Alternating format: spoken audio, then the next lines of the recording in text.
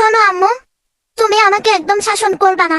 আমি এখন বড় হয়েছি, দেখছো আমি এখানে বসে থাকবো। কতজন আসে এখানে, চোখ ডাকাত আসে। হ্যাঁ হুরাইরা, তুই কত কাজে, তুই এখন যাচ্ছিস অন্য বিড়ালের সাথে মারামারি করবি। মারামারি করে ছিঁড়ে আসবি, ল্যাংড়া হয়ে আসবি, তারপর আমার ডাক্তারের কাছে নিতে হবে তোকে। আম্মু, শুধু তুমি আমার দোস্তাই দেখলে, বুড্ডু আমার সাথে মারামারি করে সেটা দেখলে না? গুড্ডুকে আমি কই পাবো? আমি তো তোকে পাচ্ছি, তোকে এতে শাসন করবো তাই না? তোকে যদি শাসন না করি মানুষে আমাকে কি বলবে? বলবে না মেয়েকে শাসন করি না?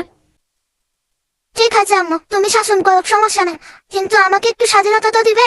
আমি খালি ঘরে বন্দি হয়ে থাকবো? আমার ইচ্ছে করে একটু ঘুরতে, কোথাও ঘুরতেও তো নিয়ে যাও না। কত রকম পার্ক আছে আমাদের চট্টগ্রামে। ওইদিকে কে কথা বলে আম্মু? কে কথা বলে ওইদিকে? আমি একটু দেখি তো। কই যাস হুরাইরা, কই যাস? যাস না, ওরা তোকে মারবে। না আম্মু, আমি অনেক সাহসী, তুমি তো জানো না। আমাকে কেউ মারতে পারবে না, আমি কামড়িয়ে দিব। হ্যাঁ দেখছি আমি তুই কত সাহসী। তুই একটু পায়ের আওয়াজ শুনলে দেশ দৌড়।